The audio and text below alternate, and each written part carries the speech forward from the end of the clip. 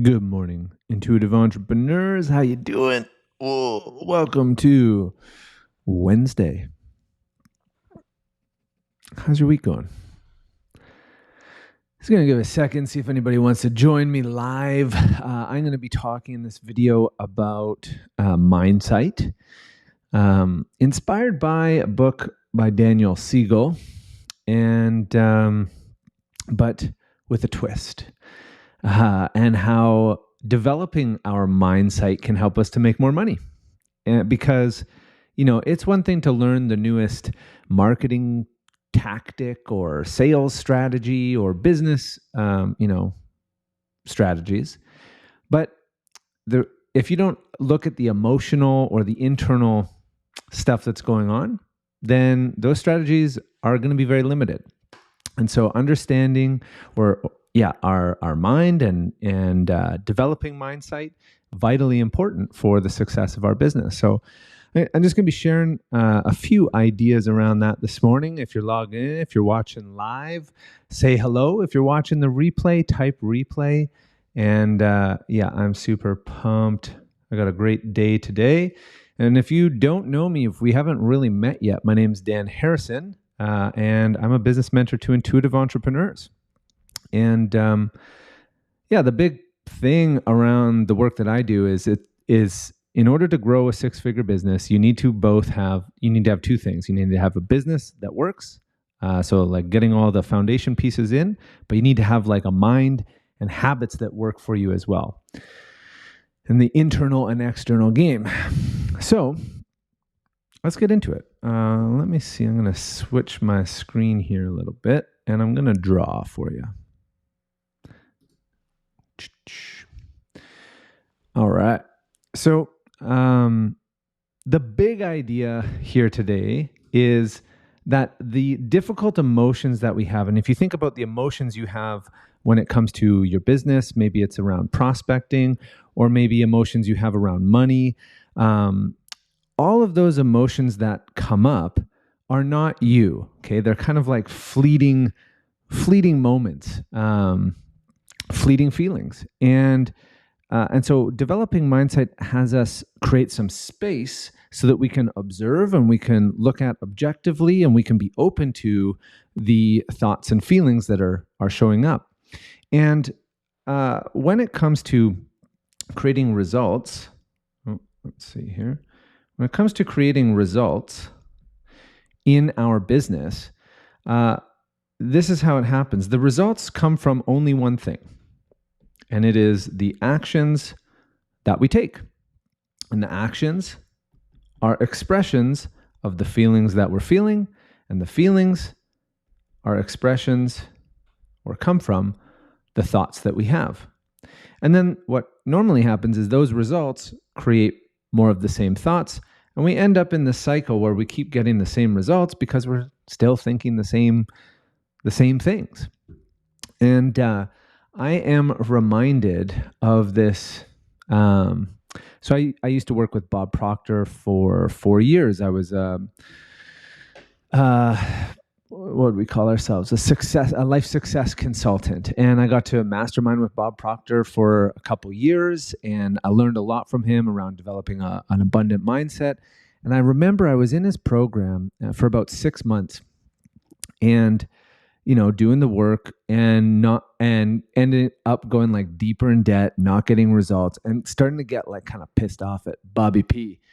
I'm like, this stuff isn't working. I just spent a ton of money and I'm angry. And at the time I was a financial advisor, and I'm in like a 3-piece suit, but so broke I couldn't even afford, cheese on my macaroni. But I remember there was like this one day distinctly where I remember being able to change my thoughts and kind of take control of my thoughts. And so I got on the call with Bob, and I was like, Bob, this isn't working. I'm kind of getting upset. And all he said, he asked me one question. He says, Dan, do you have your goal card on you? It's like, my goal card? No, I don't have my goal card on me. He's like, well, the program doesn't work if you don't do what I tell you to do. And the goal card was this thing that he had us do in the very beginning, where you just like write. Mine used to say, I'm so happy and grateful now that I earn $10,000 a month easily and effortlessly from multiple streams of income in increasing quantities. Now that's still in my brain because I read that thing multiple times every day. But I wasn't carrying it. And so I was like, okay, fine, Bob, I'll write that out. So I write it out and I put it in my pocket. And I remember I'm walking down the street and I just lost a big client. I had no money and I'm upset. And the thoughts in my head were pretty, negative. I'm broke. This sucks. And I'm walking and I put my hand in my pocket at exactly that moment and I touch this card. And I'm angry and I'm frustrated. And at the same time, I'm thinking, I start repeating the card. I'm so happy and grateful now that I have 10,000. And it was like gears grinding to a halt. And it was like this thought pattern of negative, scarcity, broke, debt, and then interjecting a new thought in there. And it was really slow and hard and arduous, but for the first time in my life, I felt like I had some control over or I experienced having control over my thinking. And then from there, started to develop meditation practices and be able to create more and more space in my thinking so that I can control more of my thoughts. So developing and then learning more about how our thinking actually really impacts our being on like a biological level, the blood flow that happens, like every thought has a impact in your body. So kind of like 5 quick points around mindsight and how to develop it would be, number one, I'll write these down here. Number one is by developing it, like your thoughts impact your biology. So like literally the way that your body feels, the blood flow, the vitality that you feel. So developing mindsight is like actually has an impact on a physical level. Okay. The second thing is as you create some separation and develop mindsight, you're able to look at the narratives that you've got playing in your mind. So, and we have these narratives about everything, and they're from our childhood programming. And we have narratives about money, we have narratives about relationships, we have narratives about our health. And these narratives are the thoughts which impact the biology. And if we go back to this, the thoughts cause the feelings cause the actions cause the results. And it's the same in business as it is in health and in all areas of our life. So that's why the mindset is so key to creating success in your life and business. So the third kind of big point I want to chat about is somatic therapy, or I don't know what the right word would be, but essentially like our traumas and our experiences are stored up in the body. And so by doing things like body scans, right, you can close your eyes and you can just do a body scan. Take a couple deep breaths, and your body has things to tell you. Your body is wise. Your body has wisdom, and it's all stored up in past experiences are literally stored up in the memory cells of your body. And then you can go even deeper, and it could be, what is it? Mark Wallen. I forget the name of his book, but epigenetics. And so it's like not just your life, but like generational traumas are stored up in your body. And so by doing things like body scans, we can unpack and become aware of kind of traumas that we haven't even looked at or might be even aware of. Okay, so which is another exercise around developing mindsight. Then one of the benefits of developing mindsight is we then are able to be receptive instead of reactive. And I know my wife is always super grateful when I can be in a more receptive space than a reactive space. And but again, like, so the title of this talk is like, how can we use mindsight to make more money? And in earlier days, when I would get a bad result or a client would say no or I would get rejected or something like that, it would cause me to react, and I would be like susceptible, or my outer experience impacted my internal state. But by developing self-awareness, mindfulness, we can respond, or we can be receptive instead of being so reactive. And that allows us to handle rejection better, and keep moving, and not let our outer experience derail us from what our goals are and what our focus is. Okay, and then the last point would be one, like a practical, like how can we do this? And developing a meditation practice has been the single most transformational thing in my life and business. And what it does is it just gives us that ability to, let me just share here. The three elements would be, by developing mindsight, we can become more, we can observe our thoughts better. We can create separation. We can become objective to the narratives and the stories that we're thinking, and we develop an openness to life. I guess this would be mindsight. And, no business strategy, tip, trick, marketing, Facebook ad, funnel is going to be as valuable as this, as being able to observe your thoughts, because from that space of being able to observe objectively and be open to new information, we can change the beliefs that we have. We can, and for example, if you suffer from imposter syndrome, or you lack confidence in what you're selling or what you're doing, or you don't believe in your product, then that's going to seriously hinder your results. And so by developing mindfulness, we can believe deeper in what we're doing, and we can change the limiting beliefs that no longer serve us. Okay, so last thing I'll just talk about on here. Oh, geez, man, 12 minutes goes by real quick. See a couple eyeballs watching. Thanks for being here. Would love to know who's watching. So if you want to say hi, say hi. If not, that's cool too.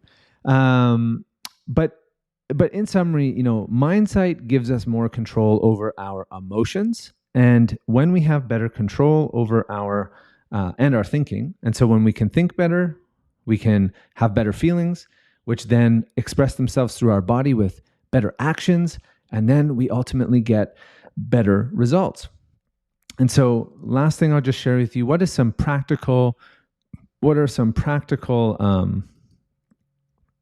tips or steps here that we can take to do this. So number one, I want you to think about a moment, or let's think about this in money. Let's think about this in terms of business.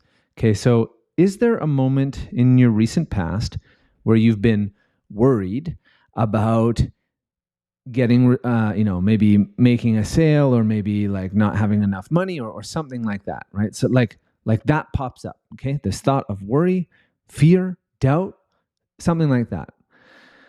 Next, so when that happens, what there is to do is observe it and name it, okay?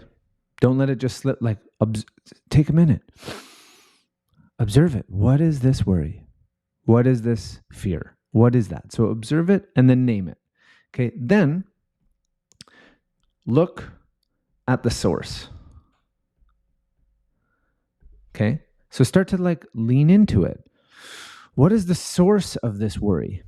As a metaphor, I learned this from transcendental meditation, is if this is the top of the ocean, right, where it could be wavy, rough waters, but at the bottom of the ocean, no matter how rough it is up here, there's always a calmness underneath.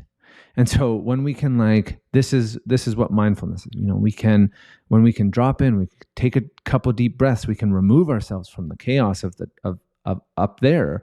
We can go deeper. So the worry comes up, we observe it, we look at what's the source of this? Where is this really coming from? And you can even just ask yourself, and your subconscious mind is genius. It will be revealed to you. And so when that happens, then what there is to unpack it. Okay. And unpack, because likely what it is there's a bit of your past in there. Okay. So we've got our past experiences. Quick one. My mom, raised by a single mom, always used to have a ton of bills, and she would pick us up from school and we'd go to the mailbox, and she would pick up the mail, sit in her car and go, bill, bill, bill, bill, bill, bill, another bill. And in my early 20s, I realized that this one day I literally went to the mailbox and I was saying out loud, bill, bill, bill, bill, bill. And it was like an instant moment. I was like, whoa, holy shit. I'm literally living my mom's life right here. And that's what happens. Our past and the way that we were programmed ends up staying with us and ultimately actually creating our future. And so when we have mindfulness, we can kind of interrupt this pattern, and we can unpack the past, and we can see things in a new light. And when we're present, we can come from a new space. So, but so you have a worry, something comes up, you observe it, you name it. You look at the source, like, where is this coming from? Why am I worried? Where else is this familiar? And then unpack it. Is there a story? Is there a narrative? Is there a narrative that's going on that has this show up more and more often? And then the last thing is, can we rewrite, or can we find a new narrative? Rewrite the new narrative, because we can have many narratives. We don't just have one. What did I write here? It was... Yeah, we all have different stories and narratives that we have going on about money, about business, about ourselves, about who we are, about what we're capable of, and about everything. And these narratives impact our lives and in lots of different ways.